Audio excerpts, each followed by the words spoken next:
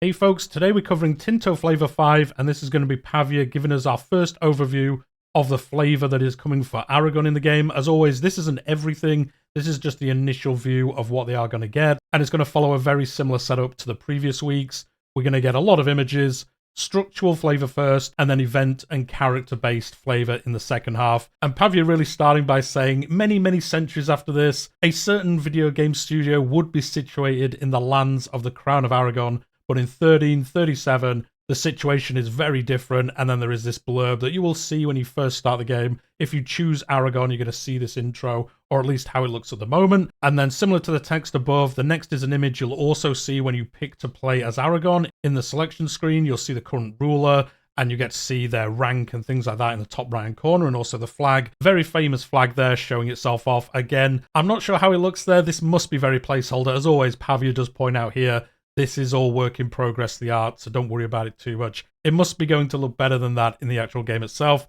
The next is going to be our initial look at the map of Aragon. You can see them in Spain, you can see them in Majorca, and over on Sardinia as well. And then the start of the game, as seen in that map, Aragon has the Kingdom of Majorca as a vassal, and the Military Order of Montesa is being sponsored by Aragon, and you're going to see this later on. This is going to be one of our first views on the map of these building-based countries, as well as a sneak peek at a banking version of it as well. And you can see in this graphic the two things that he was just talking about, the military order and the kingdom that are below Aragon. And then speaking of the Order of Montesa, this next map shows them highlighted on the map. And as I said, it is a building-based country. And what you see here is how it will highlight on the map if you hover over the flag in that previous screen. It will then highlight in your realm where that country, if you want to think of it that way, is located within your lands. And they are there in the south of Aragon. The next screen actually shows them off again, just showing these countries within countries kind of thing that they've talked about previously. You can see Montesa. You can also see the Florentines present in Barcelona and Parma. That is the Bardi there. So again,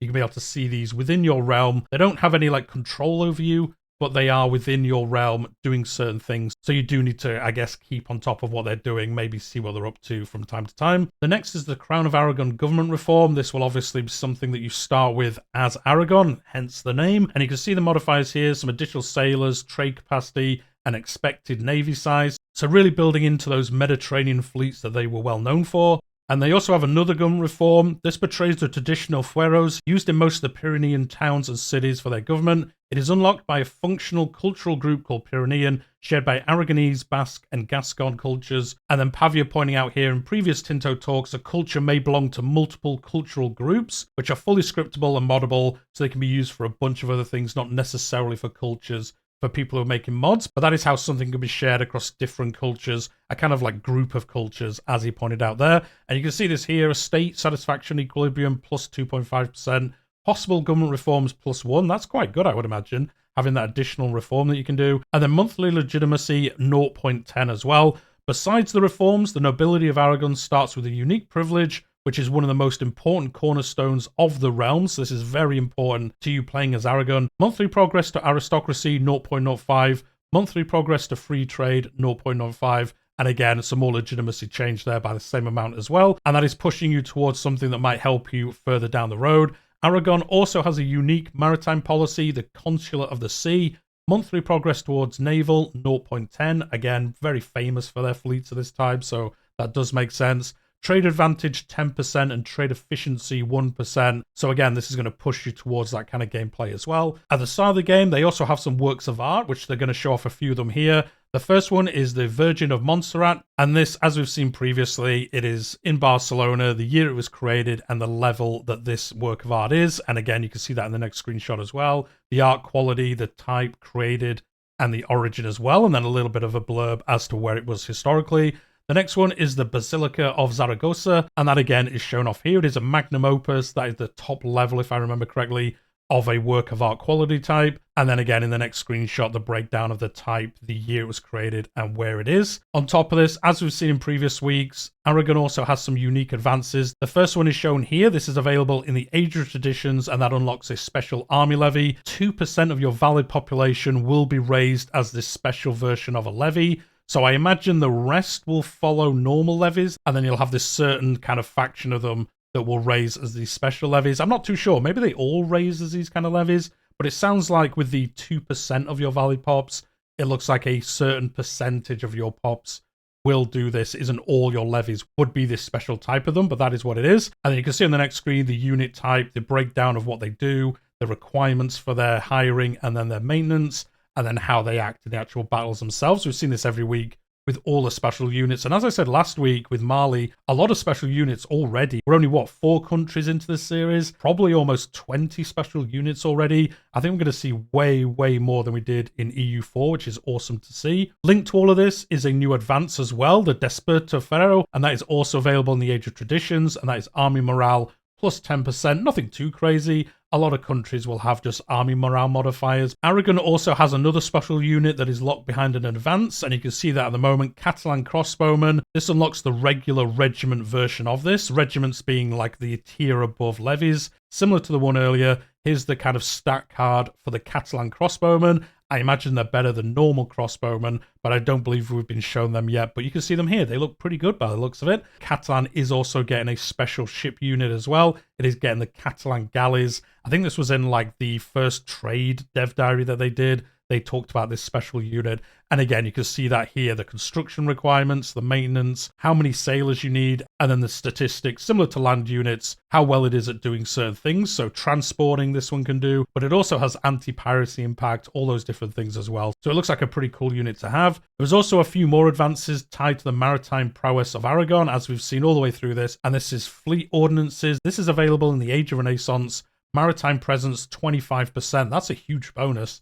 That is going to be very good for controlling the seas. Next is the Remenka, I believe. I'm probably butchering all these names. And as it's based where the studio is, I do apologize for anyone watching this. But anyway, this is unlockable in the Age of Discovery. Maximum RGO size, 10%. So that's resource gathering operations, if you're not sure what RGO means. So this means you can be able to get more resources out of the ground, etc. as Aragon, which is pretty good, especially for things you're going to be building. The next advance is the Valentian Golden Age. This is available in the Age of Discovery. Prestige Decay is 0.10% better, and max literacy is 5% better. That's going to be a nice bonus as well. They look like they have some pretty decent bonuses playing as Aragon. It does make sense, obviously, but cool to see what some of them are already. And the next Pavia is going to talk to us about the events and characters and things like that. So you can be able to hire artists, as we've seen with Florence. First one is shown on the screen now. So this guy was a very famous poet from Valencia, and you can hire him, or you can do some events where you get some bonuses, or we can tell him to just go away. We're a little bit busy now. We aren't able to do this. The next one is based on a pretty famous novel by the sounds of it. And this is going to give you some cultural influence, some prestige, and then also the book that it is based on is created in Valencia.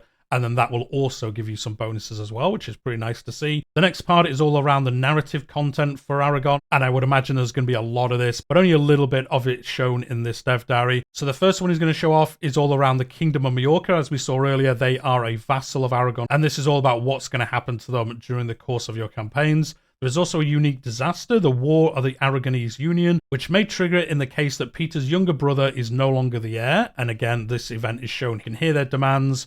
Or you could say, we would give no hearing to rebels and traitors, and there's going to be some bad news if that happens. And that is triggered by the disaster you can see at the moment. So the Crown of Aragon gains a lot of modifiers there. It's going to be a bad old time, as we've seen with the previous disasters, and as we've seen in EU4 with disasters. You really don't want these to happen unless you're intentionally trying to play this way. You want a different story on one of your campaigns. Maybe you want this to happen, but for the most part, you're probably going to try avoid it if you can. There is also some regional content for Aragon. The first is an event that may trigger a chain about the most important institution in the Kingdom of Aragon, the Justicia, and you can see that on here as well. For centuries, the office of this has served as a crucial mediator between the Crown of Aragon and the estates of the Crown. You can give in to their demands, or it should remain under the Crown's control. You can see what happens here if you choose one of the options. You'll lose some legitimacy. Some estate privileges are given out. You also change your societal values, plus 10 towards decentralization. So this is giving more power to the nobility, less for the crown itself.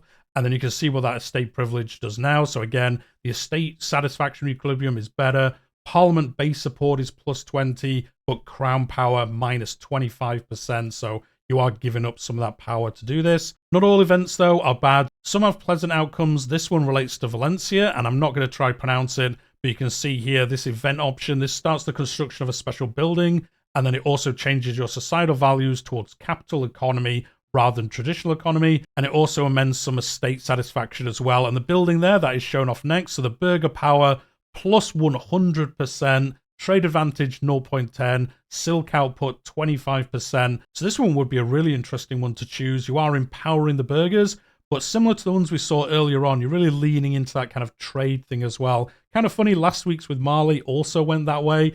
I guess it makes sense historically, but kind of back to back, we've seen two nations that can go very trade orientated depending on the choices you make. And with that, that is the end of the Dev Diary this week. You don't need to hear me butchering Aragonese or Spanish names anymore. Well, at least not till the next Dev Diary in this area. Next week, though, Pavia is going to take us on a trip to the HRE, and we're going to look at the Kingdom of Bohemia. And once again, it will follow a similar layout to this one, I would imagine. But let me know what you think in the comments down below. Are you looking forward to playing as Aragon? Is there something that Pavia hasn't talked about that you are looking forward to? As I said earlier, this isn't everything. This is just an initial look at the content coming for this. A very big player in Europe, especially during this time frame, so I'm sure there's a bunch more stuff coming as you work through your campaigns. But we will leave it there. Hit that like button if you've enjoyed it. Subscribe if you're new here. I'm covering EU5 up to official announcement, launch and beyond, and I also cover Crusader Kings in a very similar manner. But we'll leave it there, and I'll see you all next time.